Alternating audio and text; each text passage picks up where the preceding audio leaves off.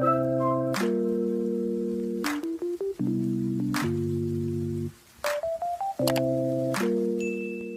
Friends, welcome to mission KVS. Discuss करेंगे आज का टॉपिक जिसका नाम है communicative approach to English language teaching. बेहद इंपॉर्टेंट टीचिंग अप्रोच है हमारी ये इंग्लिश को सिखाने की, जिसमें हम क्या करते हैं, बच्चों को कम्युनिकेशन के द्वारा इंग्लिश लैंग्वेज टीचिंग कराते हैं। यानी कि एज अ टीचर आप क्या करते हैं, बच्चों को रियल लाइफ सिचुएशंस, यानी कि ऐसी रियल लाइफ सिचुएशन जो बच्चे से नोन है, बच्चा उसको जानता है, बच्चा फेस करता है या फिर एक्सपीरियंस कर चुका है, ऐसी रियल लाइफ सिचुएशंस आप बच्चे को देते हैं और बच्चा उस सिचुएशन में रहकर कन्वर्सेशन करता है, कम्युनिकेट करता है अपने पीयर से, अपने दोस्तों से। और इनफैक्ट ये कहें कि इसमें पूरा पूरा जो लैंग्वेज टीचिंग होती है वो कम्युनिकेशन के इर्द गिर्द होती है, इसलिए इसको नाम भी कम्युनिकेटिव अप्रोच दिया गया है। इंग्लिश को पढ़ाने का एक बेहद इफेक्टिव तरीका है कम्युनिकेटिव अप्रोच। उसके बारे में बहुत डिटेल में पढ़ेंगे आगे, बट मेन आइडिया हम समझ लें कि अप्रोच है, एक रास्ता है, तरीका है जिसपे चलते हुए टीचर को लैंग्वेज की टीचिंग करनी है इंग्लिश की। ठीक है, डिटेल में पढ़ेंगे इसका कुछ। पहले कॉन्सेप्ट समझते हैं इसको। कॉन्सेप्ट क्या है? कॉन्सेप्ट ये है कि बेस्ड है ये एक आइडिया पे, और आइडिया कौन सा है? Learning a language by meaningful communication. यानी कि इसमें क्या होता है, लैंग्वेज को लर्न करता है बच्चा लैंग्वेज सीखता है बाय मीनिंगफुल कम्युनिकेशन या फिर एक्सेप्टेबल लैंग्वेज। जब बच्चा मीनिंगफुल कम्युनिकेशन, अब मीनिंगफुल कम्युनिकेशन क्या है? बोलने वाला, सुनने वाला दोनों मीनिंग को समझ पाए कि बोलने वाला क्या कहना चाहता है, सुनने वाला उसको क्या सुनना है। यानी कि एनकोडिंग डिकोडिंग, बेसिकली आपका एनकोडिंग डिकोडिंग अगर हो पा रहा है, मीनिंग निकल पा रहा है कम्युनिकेशन का, और एक्सेप्टेबल लैंग्वेज है, यानी कि मीनिंग है। एक्सेप्टेबल लैंग्वेज मतलब क्या हुआ? यानी कि सेटिस्फैक्टरी लैंग्वेज, एडुकेट लैंग्वेज, यानी कि ऐसी लैंग्वेज जिसमें आपकी ग्रामर टूटी फूटी भी है बट समझ में आ रही है। तो ऐसी एक्सेप्टेबल लैंग्वेज या मीनिंगफुल कम्युनिकेशन के द्वारा लैंग्वेज की लर्निंग होती है इस अप्रोच में, इस कम्युनिकेटिव अप्रोच में। ठीक, दूसरा पॉइंट बोलता है हमारा कि डेल हैमेस जो है, इन्होंने ये जो अपनी अप्रोच है ये प्रपोज की है, यानी कि इसी को इन्होंने प्रतिपादित किया था। इसको हम शॉर्ट फॉर्म में CLT भी कहते हैं, ध्यान रखिएगा। कम्युनिकेटिव अप्रोच को हम CLT भी कहते हैं शॉर्ट फॉर्म में। ठीक, उसके बाद अगला पॉइंट बोलता है also known as linguistic communication approach और CLT। इसके दो नाम और भी हैं, एक CLT जानते हैं शॉर्ट फॉर्म में, और एक लिंग्विस्टिक कम्युनिकेशन अप्रोच। ठीक, ये बात हो गई। आगे देखते हैं कुछ और इंपॉर्टेंट चीजें। ये बोलता है भाई कि मेन एम, इस जो हमारी अप्रोच है कम्युनिकेटिव अप्रोच का, इसका मेन एम है, मुख्य एक ध्येय है क्या? To provide communicative competence to students. यानी कि बच्चा अपने आप को अभिव्यक्त कर पाए, बच्चा अपने आप को बयां कर पाए शब्दों के माध्यम से, लैंग्वेज के थ्रू। ये कॉम्पिटेंसी, ये योग्यता बच्चे को बच्चे में डेवलप करानी है, बच्चे को देनी है। तो ये बेसिकली कम्युनिकेटिव कॉम्पिटेंस, यानी कि जो अभिव्यक्ति की जो योग्यता है बच्चों को मिल जाए, इसका मेन उद्देश्य है इस अप्रोच का। ये मेन एम है इसका, कम्युनिकेटिव अप्रोच का, CLT अप्रोच का, कि बच्चे को क्या करना है, कम्युनिकेटिव कॉम्पिटेंस देना है। ठीक, ये बात हो गई क्लियर। उसके बाद अगला पॉइंट बोलता है it focuses on fluency of language and accuracy in contextual form. क्या मतलब है कि भाई ये जो हमारी अप्रोच है, CLT अप्रोच है, कम्युनिकेटिव अप्रोच है, ये फोकस करती है on fluency of the language, कि बच्चा जब बात कर रहा हो, जब बच्चा अपने थॉट्स को, अपनी फीलिंग को शेयर कर रहा हो, तो उसमें फ्लुएंसी हो, बच्चा अटके नहीं, बच्चा जो है ये सोचे नहीं कि यहां पर मैं कौन सा वर्ड यूज करूं या फिर कौन सी ग्रामर यूज करूं। बच्चा फ्लुएंसी, एक लय में, एक सुर में आराम से अपनी बातों को कह सके। तो एक फ्लुएंसी पे फोकस करता है ये हमारा CLT अप्रोच। और एक्यूरेसी इन कॉन्टेक्चुअल फॉर्म, यानी कि जो कॉन्टेक्स्ट आपने दिया है, जो परिस्थिति बच्चे को आपने दी है, सिचुएशन दी है जिसमें बच्चे को कन्वर्सेशन करना है, कम्युनिकेट करना है, उस कॉन्टेक्चुअल फॉर्म में रहना जरूरी है बच्चे के लिए। उससे बाहर नहीं जाना है कि वहां पर आपने रोल प्ले दिया है, और रोल प्ले आपने दिया है मान लीजिए रेस्टोरेंट का, कि एक बच्चे को वेटर का रोल करना है, कुछ बच्चों को कस्टमर का रोल करना है। तो वो जो हमारा कॉन्टेक्स्ट है उसके इर्द गिर्द ही आपको कम्युनिकेशन करना है, उसमें एक्यूरेसी चाहिए। तो एक्यूरेसी इसमें कॉन्टेक्चुअल फॉर्म में होनी चाहिए। ग्रामर की भी इंपॉर्टेंस होती है बट उतनी नहीं जितनी फ्लुएंसी की होती है। ठीक, आगे हम डिस्कस कर लेंगे उस चीज को भी, सारी चीजें क्लियर हो जाएगी आपकी। अगला पॉइंट बोलता है हमारा learning from real life situations which necessitate communication.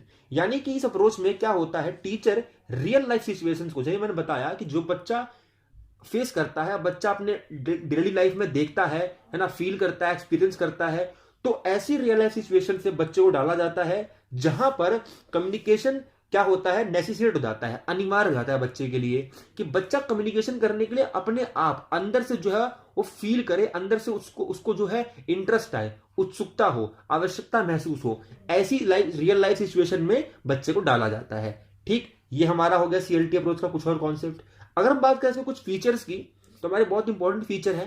पहला फीचर बोलता है no emphasise on memorising conversation, यानी कि इसमें बिल्कुल भी हम क्या नहीं करते, मेमोराइजेशन पे बिल्कुल भी हम फोकस नहीं करते हैं कि भाई बच्चे को कॉन्वर्सेशन को मेमोराइज करना है, कि ये सेंटेंस मेमोराइज कर लेना है और भाई जब भी सिचुएशन आएगी आपको ऐसे ही यही कॉन्वर्सेशन यही सेंटेंस बोलना है। ये हम बिल्कुल नहीं करते, ये बिल्कुल नहीं करते। हम क्या करते हैं, हम तरह तरह के बच्चे को पूरी फ्रीडम देते हैं कि बच्चा अपने आप को जैसे भी एक्सप्रेस करना चाहता है अपनी मर्जी के मुताबिक कर सकता है।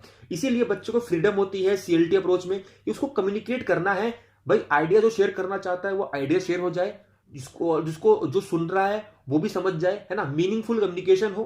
ठीक है, इसीलिए यहां पर मेमोराइजेशन ऑफ कन्वर्सेशन बिल्कुल नहीं होती है, उस पर बिल्कुल भी क्या दबाव नहीं दिया जाता है। ठीक है, सेकंड पॉइंट क्या बोलता है हमारा, judicially use of mother tongue is accepted. ये बात हमने प्रिंसिपल में भी पढ़ी थी कि भाई आपको अगर देखिए बच्चा मान लीजिए कहीं अटक गया बीच में, बच्चे को समझ में नहीं आ रहा है, बच्चा आपसे हेल्प मांग रहा है, तो उस वक्त आप अपने हाथ में खड़े कीजिए कि भाई मैं हेल्प नहीं करूंगा, आप खुद देखिए, अपनी लर्निंग आप खुद कर रहे हैं, आप अपने रोल प्ले को खुद निभाइए। नहीं, अगर बच्चा हेल्प मांग रहा है तो बच्चे का जो है मोटिवेशन ना गिरे, बच्चा डिस्करेज ना हो, इसलिए आपका दायित्व बनता है कि जुडिशली आप हल्का फुल्का जो मदर टंग का यूज कर सकते हैं इस सीएलटी अप्रोच में, ये एक्सेप्टेड है। ठीक है, ज्यादा नहीं करना है बट हल्का फुल्का कर सकते हैं। और ट्रांसलेशन यानी कि मदर टंग में बच्चे को समझाना उसकी, ये कर सकते हैं आप कब, जब भी बच्चे को जरूरत है, बच्चे को नीड है, नीड के मुताबिक आपको चलना है। जब नीड नहीं है तो जबरदस्ती आपको मदर टंग यूज करने के लिए बच्चे को फोर्स नहीं करना है, फिर आपको मदर टंग में बात नहीं करनी है जब तक बच्चा उसकी नीड या बच्चा जो है उस चीज को फील ना करे, बच्चा आपसे हेल्प ना मांगे। ठीक, उसके बाद बात करते हैं हम कुछ और इसके फीचर्स की। अगले फीचर हमारा पहला बोलता है क्या कि language learning comes from the principle of trial and error learning by doing.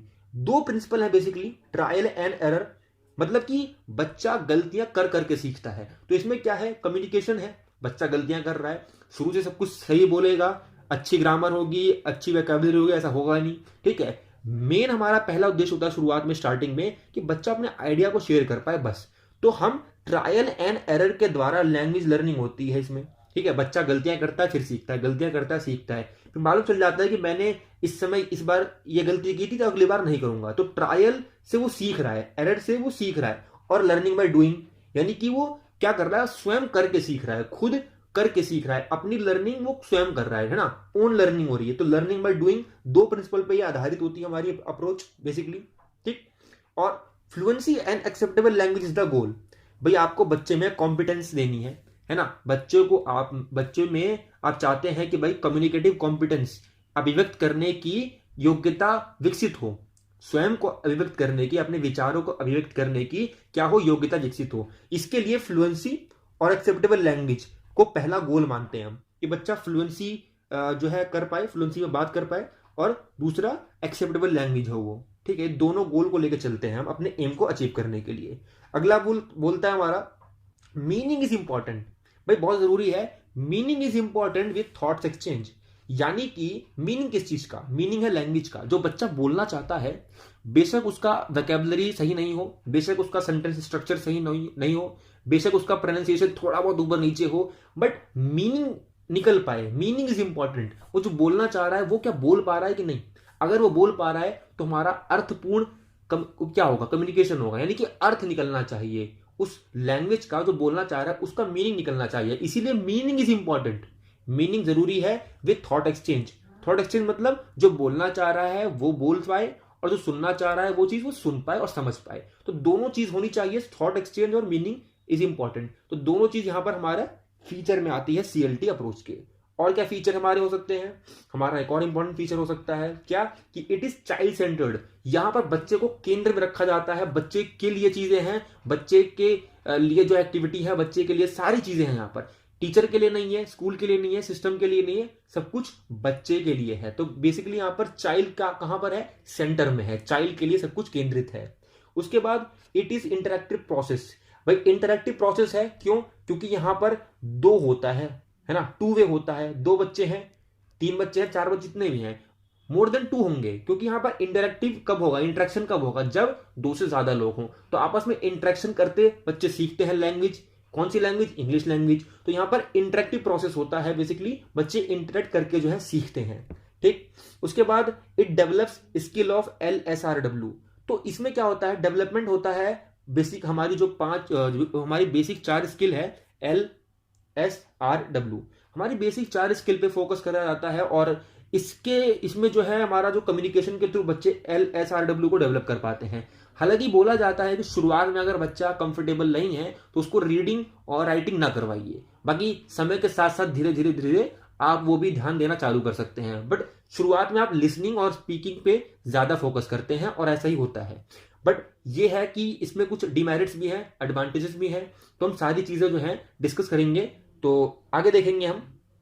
आगे हमारा एक और फीचर आता है, इंपॉर्टेंट फीचर, बोलता है कि CLT is about to use it, है ना। हमारी कम्युनिकेटिव अप्रोच है कि यूज किसका, यूज लैंग्वेज का। कौन सी लैंग्वेज, टारगेट लैंग्वेज। कि CLT is about to use the language. भाई आप जो लैंग्वेज सीखना चाह रहे हैं उसको यूज कर पाना ही मेन एम है, मेन उद्देश्य है। आप टारगेट लैंग्वेज को जो है हैबिट लेवल पर डेवलप कर पा रहे हैं कि नहीं कर पा रहे हैं। यानी कि आप बोलने से पहले ये ना सोचिए कि सेंटेंस स्ट्रक्चर क्या होगा, इसके लिए कौन सा वर्ड होगा अप्रोप्रिएट, इसके लिए क्या ग्रामर लगाई जाएगी, है ना। ये सब ना सोच के आप हैबिट लेवल पर डेवलप कर पाएं और यूज कर पाएं उसको। ये CLT अप्रोच का हमारा बेसिक मेन मुद्दा है, ना कि आप बस जाने लैंग्वेज को, यू जस्ट नो एवरीथिंग।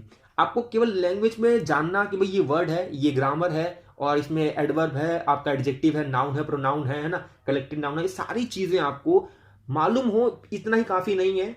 आपको इसका यूज भी आना चाहिए, यूज भी बहुत इंपॉर्टेंट है। उसके बाद ये बोलता है कि language competence through real life situations. हमने पढ़ा है कि लैंग्वेज कॉम्पिटेंस यानी कि बच्चे को जो भाषा की जो एक योग्यता है वो कैसे आती है, थ्रू रियल लाइफ सिचुएशंस। जब बच्चे को रियल लाइफ सिचुएशंस की एक्टिविटी करवाई जाती है, वो सिचुएशन जो बच्चा फेस करता है फिर कर सकता है। हो सकता है मान लीजिए बच्चा उससे पहले कनेक्टेड हो, ठीक है, तो बच्चा उसको फील करेगा कि भाई मैं पहले इस सिचुएशन में जा चुका हूं और मैंने ऐसे बोला था, ऐसे इंटरेक्ट किया था। तो बेसिकली क्या होगा, इससे बच्चा जो है लैंग्वेज में, यानी कि जो भाषा जो टारगेट लैंग्वेज है उसमें वो योग्य हो पाएगा जब रियल लाइफ सिचुएशन से वो गुजरेगा। ठीक है, आगे हमारा थर्ड पॉइंट बोलता है क्या, कि it is for communicative language of grammar and vocabulary. भी हमारी जो CLT अप्रोच है, कम्युनिकेटिव अप्रोच है, वो communicative approach knowledge of grammar and vocabulary. अब देखें, नॉलेज ऑफ ग्रामर और वोकैबुलरी, कि आपको ग्रामर की और वोकैबुलरी की नॉलेज तो हो, बट उसको कम्युनिकेट भी कर पाए, उसको आप क्या कर पाए, कम्युनिकेट भी कर पाए बेसिकली, है ना। आपके पास नॉलेज है वोकैबुलरी की, ग्रामर की, बट आप उसको यूज नहीं कर पा रहे हैं, खाली आपको पता है वो, यू जस्ट नो ओनली, तो कोई मतलब नहीं हुआ उसका। उसके साथ साथ आपको कम्युनिकेशन भी आना चाहिए, कम्युनिकेशन नॉलेज हो आपकी किस चीज की, ग्रामर की और वोकैबुलरी की, तब इसका जो हमारा कह सकते हैं इफेक्टिव होगा और हमारी जो लैंग्वेज लर्निंग है वो बहुत अच्छे से चलेगी। अगर हम बात करें कुछ और फीचर्स की, तो क्या बोलते हैं फीचर्स, ये बोलते हैं कि evaluation is based on meaning of utterance. यानी कि जो अटरेंस है, जो कथन है, जो वाक्य है बच्चे ने बोला है, उसमें मीनिंग है कि नहीं है, उसमें अर्थ है कि नहीं है, उसमें सेंस निकल रहा है कि नहीं है। अगर ऐसी चीजें हैं तो उसी को ध्यान में रखते हुए टीचर क्या करेगा, इवैल्यूएशन करेगा बच्चे का। तो evaluation is based on meaning of utterance, सीधी बात खत्म हो गई।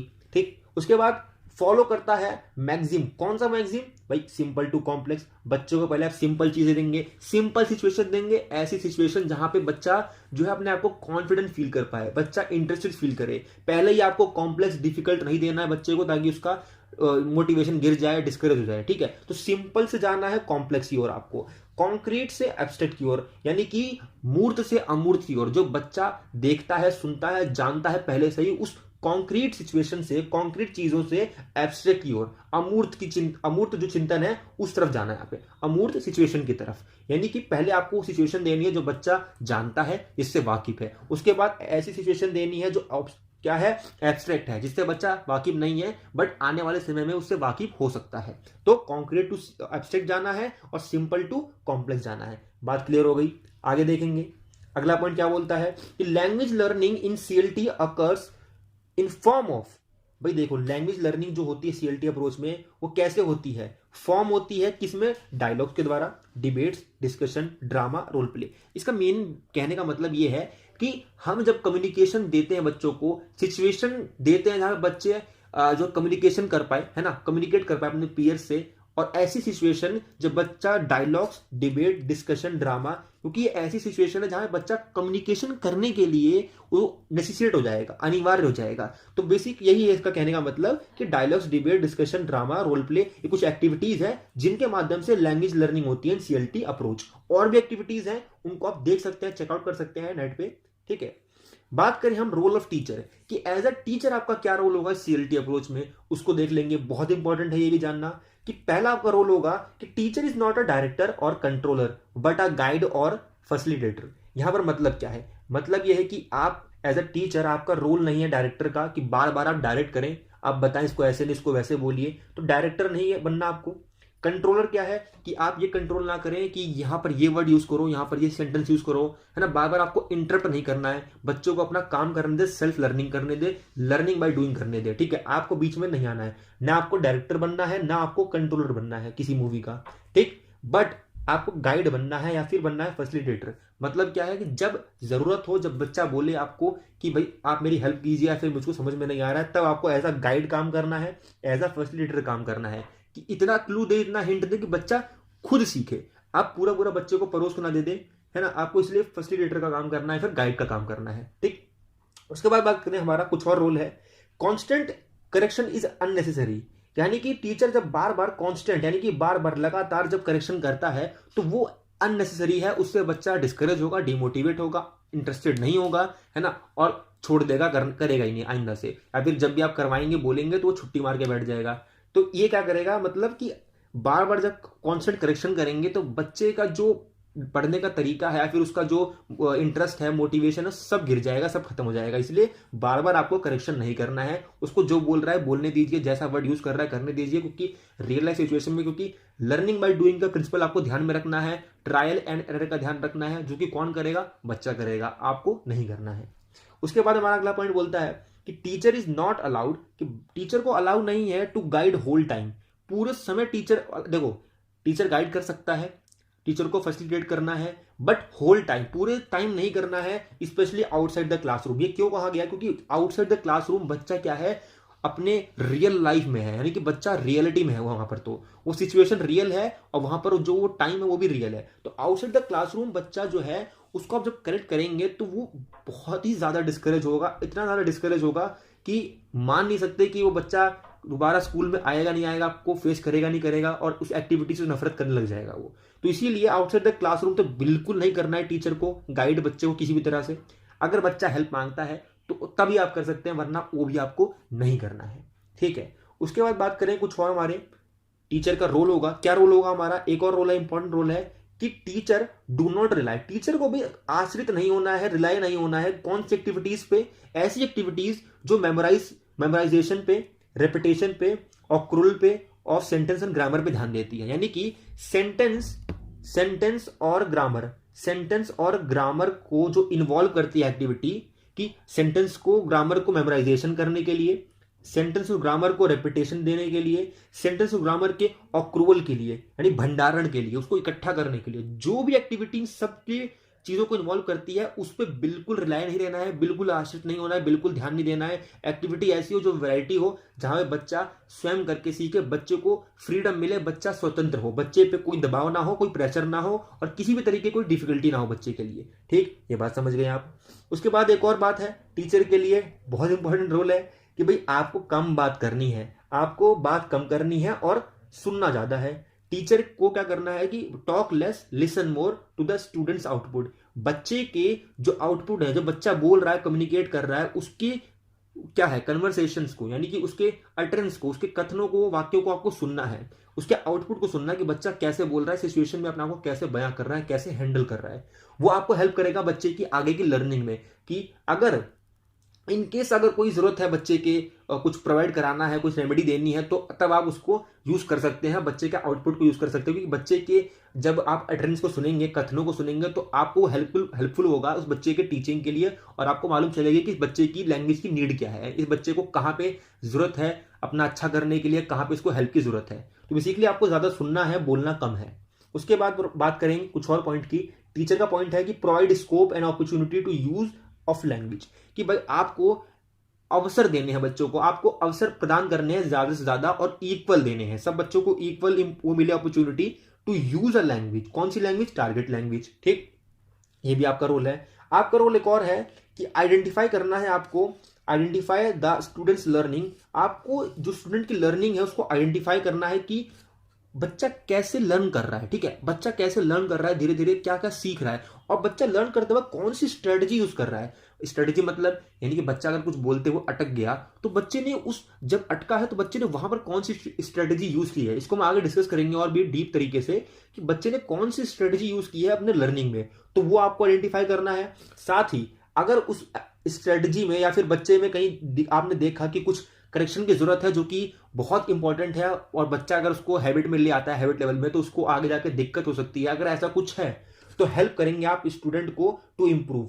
अगर जरूरत है तो, ऐसी जरूरत है तो, कि जो बच्चे के लिए आगे जाके प्रॉब्लमेटिक बन सकती है। तो वहां पर आइडेंटिफाई करने वाला काम और उसको टीचर का जो है बच्चों को हेल्प करना, ये सब आपका रोल होगा। ठीक, उसके बाद बात करें कुछ और चीजें।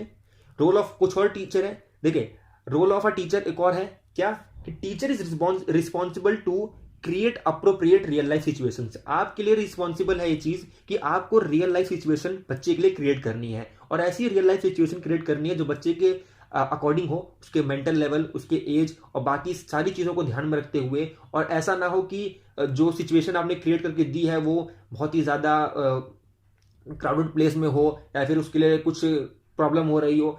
बेसिकली आपको ध्यान में रखना सारी चीजों को, क्लासरूम का स्पेस, बच्चों का लेवल, उसके बाद एनवायरनमेंट क्या है, क्या कॉन्टेस्ट है ना, क्या उसमें उसका आपका वो आउटपुट निकल के आएगा। इन सारी तमाम चीजों को ध्यान में रखते हुए आपको क्या करना है, रियल लाइफ सिचुएशंस देनी है। ठीक, उसके बाद कुछ और चीजें हमारी क्या है, teacher's task is to determine language need of learners. मैंने बताया कि भाई टीचर को कम बोलना है, ज्यादा सुनना है। अब टीचर कम बोलेगा, ज्यादा सुनेगा, बच्चे के आउटपुट को सुनेगा, बच्चा क्या बोल रहा है, बच्चे की स्ट्रेटजीज क्या यूज कर रहा है बच्चा अपने कन्वर्सेशन में, ये सारी चीजें जब बच्चा करेगा और आप सुनेंगे, तो टीचर का टास्क बन जाता है कि डिटरमाइन, कि ये निश्चित करना कि इस बच्चे की लैंग्वेज की नीड क्या है। ठीक है, इस बच्चे की लैंग्वेज की नीड क्या है, फिर और को सुनेगा वो। तो ऐसे करते करते टीचर सभी बच्चों की जो लैंग्वेज की नीड है, नहीं भाषा की जो आवश्यकता है, कि किसको कहां पे जरूरत है किस चीज की, ये आप डिटरमाइन कर पाएंगे, ये आप निश्चित कर पाएंगे। ठीक है, ये टीचर का क्या है, टास्क है। ये कब होगा, जब आप बोलेंगे कम, सुनेंगे ज्यादा। ठीक, उसके बाद बात करें कुछ और हमारे पॉइंट की।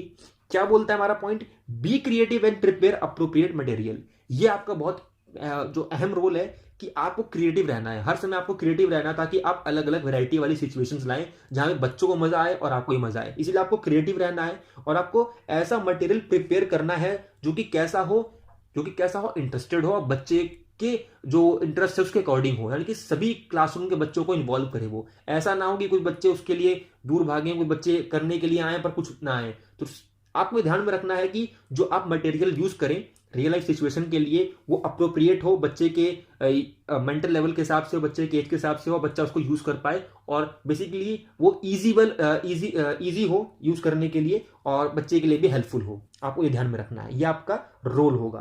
तो ये आपके मेन इंपॉर्टेंट रोल हुए। अब बात करें हम कुछ मेरिट्स की, इसके कुछ बेनिफिट्स की, जो कि बहुत शानदार है, बहुत अहम है, बहुत मजेदार है। पहला हमारा बेनिफिट क्या है इसका, best way to get fluency in the target language. कि किसी भी लैंग्वेज में बात करें, अगर हम बात करें इंग्लिश लैंग्वेज की, तो इंग्लिश लैंग्वेज में फ्लुएंसी पाने के लिए बेस्ट तरीका है हमारा एक कम्युनिकेटिव अप्रोच, जहां पर बच्चा फ्लुएंसी बहुत जल्दी है सीख लेता है, और ऐसी फ्लुएंसी होती है जो करीब के करीब बच्चों को नेटिव जो स्पीकर होता है उसके लेवल में लाके खड़ा कर देती है। यानी कि बेसिक नेटिव नहीं बना देती है वो, बट नेटिव लेवल जो होता है वहां तक लाकर खड़ा कर देती है। यानी कितना फ्लुएंसी बच्चा ग्रैब कर लेता है, धीरे धीरे करता है, बट ये एक साथ तो होता नहीं है। स्टूडेंट्स कॉन्फिडेंस बहुत इंपॉर्टेंट है, कि भाई बच्चे का जो कॉन्फिडेंस है, आत्मविश्वास है, आत्मविश्वास इतना बढ़ जाता है, और इंटरेस्ट तो इतना ज्यादा इंक्रीज हो जाता है। देखो, कॉन्फिडेंस इंक्रीज हुआ बच्चे का, जब कम्युनिकेट करेगा सिचुएशन में, अपने आप को देखेगा कि भाई इतनी मुश्किल सिचुएशन थी फिर भी मैंने इसको कम्युनिकेट करके अपना आइडिया शेयर कर दिया और सामने वाला समझ गया, तो उसको जब कॉन्फिडेंस बिल्ड होगा तो जाहिर सी बात है उसको ये एक्टिविटी करने में इंटरेस्ट आएगा, तो उसका इंटरेस्ट भी क्या हुआ, इंक्रीज हुआ। They start learning to interact with anyone, और उसके बाद जब वो क्लासरूम के बाहर जाएंगे, सोशली सबसे इंटरेक्ट करेंगे, तो उनको पसंद आएगा, तो वो इस बात से, इस चीज से प्यार करने लग जाएंगे कि भाई मुझे ना लोगों से बात करने में बड़ा मजा आता है, तो वो एक्सट्रोवर्ट बनेंगे, इंट्रोवर्ट नहीं बनेंगे। और एक्सट्रोवर्ट रहना हर बच्चे के लिए जरूरी है ताकि वो लर्निंग कर पाए, क्योंकि जब वो इंटरेक्ट करेंगे समाज में रहकर, अगर वो इंटरेक्ट नहीं करते तो सीखते नहीं है वो, तो इंटरेक्ट करेंगे अलग अलग लोगों से तो नया नया एक्सपीरियंस लेंगे और सीखेंगे। तो समाज से सीखना बहुत आवश्यक है, इसीलिए बच्चों को क्या होना चाहिए, एक्सट्रोवर्ट। और वो कब होंगे, जब बच्चों में होगा कॉन्फिडेंस और इंटरेस्ट। और वो कैसे होगा, हमारा CLT अप्रोच से होगा हमारा, ठीक, ध्यान में रखेंगे। उसके बाद बात करें हमारा एक और हमारा मेरिट है, इसका इंपॉर्टेंट मेरिट क्या है, students learn different ways of expression, यानी कि बच्चे जो है अलग अलग तरीके से एक्सप्रेस करना, यानी कि बच्चे जान जाएंगे कि भाई इस शब्द को, इस बात को इस तरह से भी एक्सप्रेस किया जा सकता है। तो डिफरेंट वेज ऑफ एक्सप्रेशन बच्चे सीख लेते हैं CLT अप्रोच से। और हमारा क्या मेरिट है, हमारा इंपॉर्टेंट मेरिट है, इसको आप ध्यान में रखें। ये जो मेरिट है हमारा, ये बेनिफिट है हमारा, ये बहुत ज्यादा इंपॉर्टेंट है कि अप्रोच ऑल्सो बेनिफिट्स। भाई ये अप्रोच हमारा बेनिफिट देती है area of grammatical, strategic, social linguistic, discourse और ठीक है, ये उसके बाद कॉम्पिटेंस। यानी कि क्या मतलब है, यानी कि कहने का मतलब है बच्चे की जो ग्रामेटिकल कॉम्पिटेंस है ना, बच्चे की ग्रामेटिकल कॉम्पिटेंस यानी कि जो बच्चा ग्रामर को जानता नहीं बल्कि यूज करना भी जानता है, बच्चे के अंदर ग्रामेटिकल कॉम्पिटेंस आ जाना, बच्चे के अंदर व्याकरण को यूज करने की योग्यता आ जाना, ये बहुत अहम जो बात है जो बच्चे में डेवलप हो जाती है इस अप्रोच के द्वारा, ये ध्यान देता है। स्ट्रेटेजिक कॉम्पिटेंस, यानी कि बच्चा जब फंसता है कहीं पे भी, मान लीजिए फॉर एग्जांपल बच्चे को इंग्लिश में बोलना है पार्क, ठीक है, तो बच्चे को पार्क नहीं समझ में आ रहा कि उसको मैं क्या बोलूंगा, इसको मैं पार्क बोलता हूं पर क्या इंग्लिश में भी इसको पार्क बोलते हैं, क्या बोलते हैं, समझ में नहीं आ रहा बच्चे को, तो बच्चा अपने आप को यूज करेगा, मतलब बच्चा अपने दिमाग को लगाएगा और बताएगा कि भाई एक ऐसी जगह है जहां पर बहुत सारे ट्री हैं, the place where so many trees are there and people sit and some children play. तो क्या कर रहा है, वो डिफरेंट स्ट्रेटजीज यूज कर रहा है टू एक्सप्रेस अ वर्ड, है ना, जब वो अटक रहा है, जब वो फंस रहा है, तो वहां पर वो स्ट्रेटजी यूज कर रहा है, तो वो कम्युनिकेशन के दौरान जो स्ट्रेटजीज यूज कर रहा है उसमें वो क्या कर पाएगा, अपने आप को पारंगत कर पाएगा, कॉम्पिटेंस बढ़ा पाएगा अपना। तो स्ट्रेटेजिक कॉम्पिटेंस भी डेवलप होती है इससे, है ना, उस एरिया में बेनिफिट करता है ये हमारा CLT अप्रोच। और सोशल लिंग्विस्टिक क्या होता है, यानी कि सोशल, यानी कि जो समाज है उसके अनुसार जो भाषा हमारी है, समाज के अनुसार जो हमारा रूल्स है, रेगुलेशन है, उसके अनुसार जो हमारी भाषा है उसको भी डेवलप कर पाता है वो, क्योंकि वो सिचुएशन जो रियल लाइफ दी गई है जिसमें वो अपनी कम्युनिकेशन कर रहा है वो उसी समाज से ली गई है जहां पे वो रहता है, उसी बैकग्राउंड से ली गई है। तो जाहिर सी बात है जब वो पहले से उसको सिचुएशन में डाल के होके देख चुका है, अपने आप को कम्युनिकेट कर चुका है लोगों से, तो उसके अंदर धीरे धीरे सोशल लिंग्विस्टिक कॉम्पिटेंस आ जाएगी, एक ऐसी लैंग्वेज डेवलप हो जाएगी जो समाज के अनुरूप है, कहां पे क्या बोलना है, क्या वर्ड यूज करना है, क्या अप्रोप्रिएट है, क्या नहीं है, ये सोशल लिंग्विस्टिक जो एक भाषा है समाज के अनुरूप, उसमें वो योग्य हो जाएगा। ठीक, ये बात। डिस्कोर्स यानी कि भाषण देना, यानी कि कब कौन सा वर्ड यूज करना है, वो गागर में सागर भरने वाली बात, ऐसी ऐसे एक्सप्रेशन यूज करना, और तमाम जो जैसे कि देखिए बेस्ट स्पीच देना, है ना, ये सारे काम वो कब कर पाएगा, जब उसके अंदर कौन सी डिस्कोर्स कॉम्पिटेंस होगा। डिस्कोर्स कॉम्पिटेंस होगा यानी भाषण देने वाला जो योग्यता है वो भी डेवलप कर पाएगा इस CLT अप्रोच के द्वारा। तो ये सारे एरिया में ग्रामेटिकल, स्ट्रेटेजिक, सोशल लिंग्विस्टिक और डिस्कोर्स जो कॉम्पिटेंस के एरिया हैं, इन तमाम एरिया में बेनिफिट करता है हमारा CLT अप्रोच, जो कि बहुत अहम है। उसके बाद बात करें हम कुछ डिमेरिट्स की। डिमेरिट्स हमारा क्या बोलता है, कुछ हमारा इसका डिसएडवांटेजेस है कि पार्टिसिपेशन इज नॉट इक्वल, पूरी क्लास इसमें पार्टिसिपेशन दे, भागीदारी निभाए, ये बिल्कुल नहीं हो सकता है, क्योंकि कभी कभी होता है कि बहुत रेयरली होता है कि पूरी पूरी क्लास इसमें पार्टिसिपेशन दे, जब ये स्टार्टिंग के कुछ डेज हो सकते हैं, बट धीरे धीरे देखेंगे आप इसका पार्टिसिपेशन कम होता चला जाएगा। तो ये इक्वल नहीं रहता है पार्टिसिपेशन इसका, इस जो हमारी CLT अप्रोच है इसमें। लैक ऑफ स्पेस, अगर देखो जगह की अगर आपको थोड़ी प्रॉब्लम है और क्राउडेड प्लेस है, तो वो प्रॉब्लम बन सकती है एक्टिविटी के लिए, जो आपने रियल लाइफ सिचुएशन दी है, जो आप एक्टिविटी ऑर्गेनाइज करवा रहे हैं, अगर उसमें लैक ऑफ स्पेस है और क्राउडेड प्लेस है, तो वो एक्टिविटी के लिए क्या बन सकती है, प्रॉब्लम। तो इसीलिए डिमेरिट में आ जाता है कि ये CLT अप्रोच है, इसके लिए आपको अच्छा खासा स्पेस चाहिए और क्लासरूम ऐसी हो जो क्राउडेड प्लेस में ना हो, या फिर शोर शराबा बेसिकली ज्यादा ना हो, बच्चों को अपने कम्युनिकेशन पे, सुनने पे, बोलने पे फोकस कर पाए, ऐसा प्लेस हो। ठीक, उसके बाद it needs fully train teacher. यहां पर क्या बात हुई, यहां पर बात हुई भाई टीचर ट्रेन होना चाहिए सीएलटी अप्रोच के लिए। टीचर को मालूम होना चाहिए उसको क्या रिस्पॉन्सिबल चीजें हैं, क्या उसको कैसे बोलना है, कब उसको क्या रिएक्ट करना है, कहां पे उसका क्या दायित्व है, सारी चीजें उसको मालूम होनी चाहिए। अब मालूम कब होगी, जब वो फुल्ली ट्रेंड होगा। तो इसीलिए फुल्ली ट्रेंड टीचर होना बहुत आवश्यक है, और फुल्ली ट्रेंड टीचर जल्दी मिलता नहीं है, इसीलिए इसके डीमेरिट्स में आ जाता है। उसके बाद बात करेंगे हम इसके कुछ और लास्ट कुछ हमारे डीमेरिट्स हैं कि stresses on communication aspects in ignorance of grammar and structure importance. कि बेसिकली हमारा जो ये सीएलटी अप्रोच है, ये ज्यादातर देखेंगे आप कम्युनिकेशन कम्युनिकेशन यानी कि आपका जो बोलचाल वाला, यानी कि आपका जो अभिव्यक्ति वाला है ना, संप्रेषण वाला जो एस्पेक्ट्स है, उस सभी एस्पेक्ट्स पे बहुत स्ट्रेस देता है और इग्नोर कर देता है किस पे, ग्रामर स्ट्रक्चर इंपॉर्टेंस पे। तो ग्रामर पे, स्ट्रक्चर पे क्या कैसे यूज होगा, सिंटैक्टिकली कहां यूज होगा, इसे फोकस नहीं करता, क्योंकि हमारा फोकस क्या है, मीनिंग हो। बच्चा मीनिंग जो बोलना चाहता है वो कम्युनिकेट कर पाए, जो उसको फीलिंग है, जो उसका थॉट है, आइडिया है, शेयर कर पाए, इस पे फोकस करते हैं, ना कि ग्रामर स्ट्रक्चर पे। तो ग्रामर को और इसके स्ट्रक्चर को हम इंपॉर्टेंस उतना नहीं देते हैं, उसको इग्नोर कर देते हैं। इस अप्रोच में करते हैं, पर उतना हम दबाव नहीं देते हैं, इतना स्ट्रेस नहीं देते हैं इंपॉर्टेंस पे ग्रामर और स्ट्रक्चर के लिए। उसके बाद हमारा कुछ और बोलता है, ये क्या बोलता है डिमेरिट्स में, without enough active vocabulary student face difficulty to communicate. अगर बच्चे के पास, मान लीजिए आपने रियल लाइफ सिचुएशन दे दी बच्चे को, बट बच्चे के पास अगर एक्टिव वोकैबुलरी, ऐसी वोकैबुलरी जो उसके एकदम जबान में है, मन में है, ऐसे एक्टिव वोकैबुलरी उस टारगेट लैंग्वेज की नहीं है, तो जाहिर सी बात है बच्चा कम्युनिकेट नहीं कर पाएगा। बच्चा बार बार फोर्स करेगा अपने आप को कि मदर टंग यूज करे वो, बट वो आपको करने देना नहीं है, तो बच्चा डिफिकल्टी फेस करेगा। इसीलिए एक्टिव वोकैबुलरी होना जरूरी है, और वो भी इनफ अमाउंट में हो, इतनी अमाउंट में हो कि वो बच्चा अपने एक्सप्रेस कर पाए थॉट्स को, फीलिंग को। ठीक, कॉम्पिटेबल नहीं है बच्चे के लिए। कौन से बच्चों के लिए, जो कि इंट्रोवर्ट है और बैकवर्ड स्टूडेंट है, यानी कि जो पढ़ाई में बैकवर्ड है या फिर इंट्रोवर्ट है, यानी कि जो बोलते कम है, शाय है, शर्माते ज्यादा है, उनके लिए। और जो पढ़ाई में बहुत ज्यादा बैकवर्ड है, मतलब उनको अभी उतना नहीं बढ़ पाया, उनका एजुकेशनल शैक्षिक जो लेवल है उनका उतना ऊपर नहीं है, और आप सीधे उनको सीएलटी अप्रोच से कम्युनिकेशन करने के लिए बोल देते हैं, सिचुएशन दे देते हैं, तो बेसिकली उन स्टूडेंट के लिए भी ये कंपेटेबल नहीं होता है।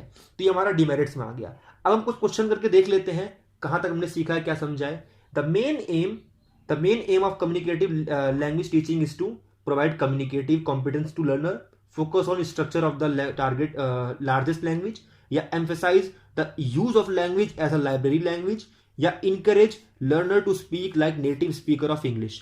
भाई क्या होगा हमारा, जाहिर सी बात हमने बात की थी, द मेन एम क्या होगा, हमें क्या करना है इसमें, हमें प्रोवाइड कराना है कॉम्पिटेंस। कौन सी कॉम्पिटेंस, कम्युनिकेटिव कॉम्पिटेंस। तो option A is the right answer. बात करें सेकंड क्वेश्चन की, क्या बोलता है, what of the task of the learner in communicative language teaching, कि एक शिक्षक का क्या टास्क है लैंग्वेज टीचिंग, कौन सी, कम्युनिकेटिव वाली में। इस अप्रोच में, सीएलटी अप्रोच में टीचर का क्या टास्क है, collect information about the social background of the student, बिल्कुल नहीं। Determine the language needs of the learner, हो सकता है। Provide suitable classroom to the learner, बिल्कुल नहीं। Send progress report to the learner's parents, हो सकता है, बट हमारा मेन है ऑप्शन डी। तो option D is the right answer, कि लैंग्वेज की नीड्स को डिटरमाइन करना ये टास्क है टीचर का, वन ऑफ द टास्क। ठीक, एन इंपॉर्टेंट अजम्पशन, यानी कि एक कल्पना रखते हैं हम, एक उद्देश्य रखते हैं किसका, कम्युनिकेटिव लैंग्वेज टीचिंग का, that language learning is to, क्या है, speak accurately, write correctly, communicate effectively, ये master the grammar of the target language. जाहिर सी बात है, हम किस पे कम्युनिकेट पे, हम कम्युनिकेशन जो लैंग्वेज टीचिंग का अप्रोच है उसमें किस पे हम फोकस करते हैं, हमारा क्या मेन एम है कि बच्चा कम्युनिकेट कर पाए इफेक्टिवली। तो option C is the right answer. उसके बाद बात करें हमारे लास्ट क्वेश्चन पे, क्या बोलता है, which of these is the goal of communicative approach. इसका कम्युनिकेटिव अप्रोच का क्या गोल है, अप्रोप्रिएटनेस हो लैंग्वेज में, या एक्सेप्टेबल लैंग्वेज हो, या लैंग्वेज फ्लुएंसी हो, या ऑल ऑफ द अबव। हम सभी चीजें देखते हैं, यानी कि ऑल ऑफ द अबव, हम सभी चीजें देखते हैं कि लैंग्वेज अप्रोप्रिएटनेस भी हो, यानी लैंग्वेज में जो है अप्रोप्रिएटनेस हो, एक्सेप्टेबल लैंग्वेज भी हो, और फ्लुएंसी भी हो। तो इसलिए हमारा option D is the right answer, all of the above. तो ये था हमारा आज का टॉपिक जो हमने डिस्कस किया। इसमें कहीं भी आपको कोई भी क्वेरी है, कोई भी डाउट रह जाता है उसके बावजूद भी, तो आप उसको कमेंट करके बता सकते हैं।